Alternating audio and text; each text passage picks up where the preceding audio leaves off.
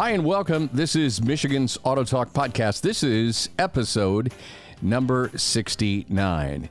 And I'm Phil Tower, producer of Michigan's AutoTalk. We'll be joined in just a moment by host Al Schwinkendorf from Verberg's Automotive.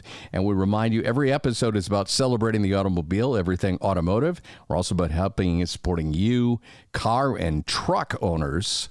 We say truck owners because there are a lot of you here in Michigan, all across our great state of Michigan, birthplace of everything automotive. I am here with Al Schwinkendorf. We gave John Puhek the night off. In our last episode, we touched briefly on the Raptor R. We're going to be talking more about that in an upcoming episode, but I just got word a couple of days ago that Maverick, the folks at Ford Trucks, have something pretty exciting with the Ford Maverick. You don't hear a lot about it because they sold out almost overnight. And Al, this is pretty cool. We get a chance to spend a couple of minutes with our buddy Trevor here. Trevor is with Ford. Trevor does the marketing for Trevor Scott, I should say. Trevor, I wasn't trying to make you anonymous here or something like that. Trevor Scott is the market. No worries. He got a reputation or something? Yeah, no. He's got a clean reputation. And don't tell his family, but he's on vacation in South Haven, Al, and he snuck away to do this podcast interview. How cool is that? You know, I really wanted to order a Maverick. I wanted to get a hybrid because I spend a lot of my time running up and down 28th Street picking up parts, but I'm just a little too tall. If I shrink another 3 inches, I'm in. I'll tell you, Al, I'm 6'5" myself. I drive one every day, and I fit very comfortably in it. So I can personally attest to it. Absolutely. I'm always happy when we get like European-style Fords in the USA. I think that's a great thing. Yep, absolutely. Trevor, just let's back up a little bit. Ford introduced the Maverick was it 2021? It was last year. So June of last year, we revealed the all-new Maverick, launched last fall. And as you mentioned, the vehicle has just been a phenomenal hit ever since. Just a lot of excitement around such a unique vehicle in this space, a compact pickup that delivers fuel efficiency, versatility and having that bed, the 5-passenger seating, but ultimately the affordability, starting price in the low $20,000. It's a remarkable vehicle that's just been a home run ever since we launched. And you can't buy one now because they're sold out for this production run, correct? Yeah, so we sold out of our full 22 model year production just a few short months after revealing, and are gearing up here to reopen our order banks in September, at which point we'll also be announcing our 23 model year Maverick Tremor, which obviously I'm here to talk to you guys about. Yeah, which is pretty cool. And you may still get Al to change his mind on this. I think it's one of the best looking trucks, whatever you want to call it. It's not a true pickup truck. It kind of reminds me, it's got I'm looking at the quad cab, but with a smaller bed. Is there a classification for this in the world of Ford trucks, Trevor? Well, I mean, it's a compact pickup. So to your point, it's not a traditional unibody, or I should say body-on-frame style like our Ranger, F-150, and Super Duty trucks. It's more of a unibody design built off of the same platform as our popular Bronco Sport. And what I would say is it still meets all of the built Ford tough characteristics and attributes that you would expect in a Ford truck, but ultimately allows us to deliver stronger fuel efficiency, ride and handling like a small SUV, so it has the maneuverability of what you would see in a small SUV, but then also the affordability, right? We're able to position this vehicle as the entry level to our Ford showroom, and I think the combination of all of those things is what's made it such a huge success in the marketplace. Cool. Well, and one of the coolest things for me about it is not only can you, just like buying an F-150 or a Super Duty, you can get all the levels of trim in that. There's so many different drive lines you can get. You can get hybrids, you can get electric, you can get, turbocharged 4-bangers. They kind of remind me of the Utes in Australia. Yeah, and I think that's what's made it such a huge success as well, is because it caters to a variety of different audiences. To your point, Al, you can have that standard hybrid, which gets you 42 miles per gallon in the city, or you can step up to our 2-liter EcoBoost engine where you get all-wheel drive, and then you also get this exciting new package like Tremor for our 23 model year. Yeah, and this package has some very nice enhancement. It's got a greater ground clearance. As I'm looking at this, about 9 inches more of ground clearance. It comes with this is the 4-liter turbo. But what else do you get? I know you get bigger wheels. What about the 4x4 system? There's a lot. I mean, it's hard to know where to start. But I mean, it's the combination that, the customers are familiar with our Built Ford Tough lineup of trucks. We have Tremor today on our Ranger and our F-150 and our Super Duty, but it brings in a host of unique Tremor Appearance content, our Tremor Orange badging. We blacked out the headlamps and the tail lamps, unique 17-inch wheels with all-terrain tires.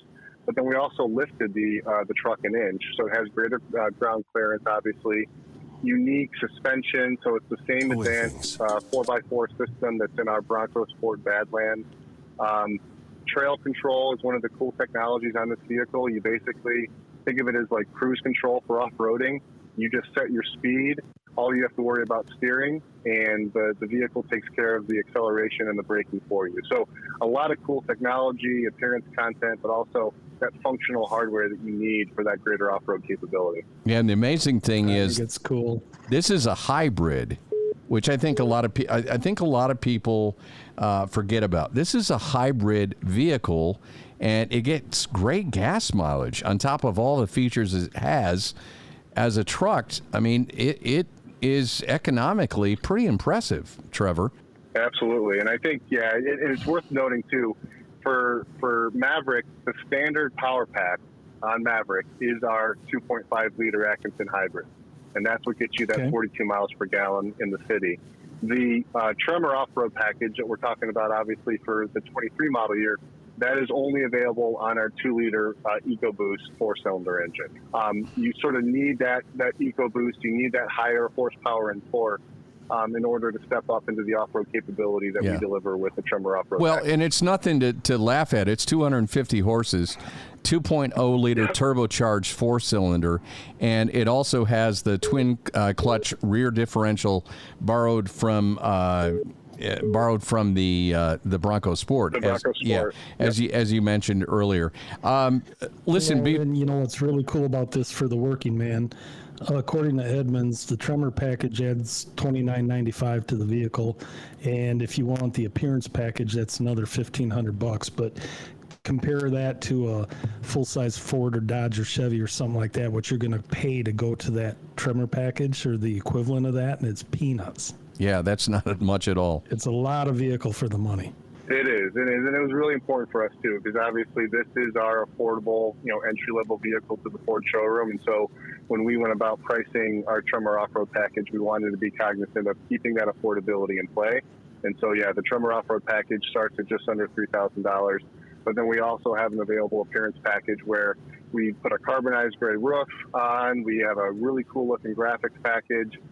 We color out the headlamps as well. It's just really, really strong looking package overall. And when can you start ordering these? So we're going to open up our 23 model year order bank this September, and we will begin production of our 23 Mavericks, including our Tremor off-road package this coming fall. You know, the interesting thing about this, you got a very strong, not surprisingly, 16% of the women who buy pickups, 16% of the drivers who buy pickups are women. For the Maverick, it's 25%, 1 in 4.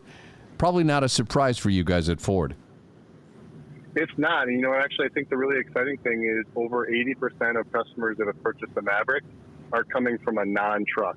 They're coming from a Honda Civic or a Toyota RAV4. They're coming from small cars and small SUVs. They're purchasing a truck for the first time. And I think they're really seeing the possibilities that exist with driving a truck. They don't have to compromise fuel efficiency or affordability, and they get that extra versatility and capability in terms of towing, payload, all the great stuff that you get in owning a truck. Right. What I hear from my customers, a lot of them, male, mostly female, but male and female too, there's this natural progression where you have the kids and you drive the minivan and that, and then you move into an SUV something like that. Then the kids go away and they want to go sports car or something like that, and they don't like it because that minivan was just so darn handy for hauling people and stuff and that. And there's a lot of people who are minivan drivers who don't want to drive minivans anymore that are really excited about the Maverick. Yep, absolutely. And we're seeing a lot of that play out. Just that extra versatility, to your point, the storage, the additional capability that you have in that truck bed, I think it goes a long way with customers that are looking for that for their own lifestyle. Well, we really appreciate this opportunity to catch up with you on vacation in beautiful Southwest Michigan. Welcome to our side of the state, and hope the rain stops. and Trevor, we'd love to have you back on again, and continue to talk Ford trucks, and perhaps maybe, as you hinted to before we started this episode, maybe we can get Al to drive one of these for a few days, and we can talk about it. We'd love to have that experience. Yeah, looking forward to it, and appreciate you guys having me tonight. Yeah, you bet. Well, enjoy the rest of your vacation, and thank you so much for joining us. Trevor Scott, Maverick Marketing Manager for Ford Trucks, and of course the amazing Ford Maverick. Have a good one. Thanks a lot, Trevor. Very cool. And for all the people out there listening to this year at SEMA, there was some guy who just so loved the Maverick. He went and got one and he lowered it all by himself. He used like Nissan struts and stuff like that because there's nothing available for it. It was a brand new vehicle, and he made quite a hit at SEMA. And if you just Google SEMA Maverick once, because Ford didn't bring it there, he did, this independent guy. It's pretty cool. Love stuff like that. And yep, people with a vision, with an eye. Real quickly, you got a little bit of automotive history before we wrap up this episode. Yeah, there was some cool stuff going on. I'm sorry, I have to find it, but I will do that. In 1913, Yosemite Park opened up to vehicles. I guess before that, you couldn't take a vehicle in there. Interesting. And I don't know if is it Yosemite or Yellowstone that had the big buses they'd take people through, but you couldn't drive your own car. Maybe it was Yosemite, but yeah, they opened I think up so. in 1913. In 1958, the very first woman to race in Formula One, her name was Maria Teresa de Filippis. Whatever. Okay. I probably slaughtered that, but she drove a Maserati at the Portuguese Grand Prix, become the first woman to drive in a Formula One championship race, which is, unbelievable, in 1958. And in 1910, the Shaw Livery Company was founded. Walden Shaw and John Hertz, you'll know that name from later, started the livery company, which would later become Yellow Cab. And then Hertz got out of that and, of course, started his rental car company. And in a future episode, I'm working on a draft right now of the story of Checker Motors. And the story is absolutely insane where it went after that, how some guy defaulted on a personal loan and lost the company to somebody else who turned it into a huge thing, and it's the craziest story I've ever heard. It's way cool, and I can't wait to talk about it. Can't wait to hear it as well. We've got some fun stuff coming up. That'll put the wraps on this episode 69, for producer, let me try it again. I'm producer Phil Tower, and he's somebody else. Go ahead, Al. I'm Al Schwinkendorf. Have a great night. Thanks for listening.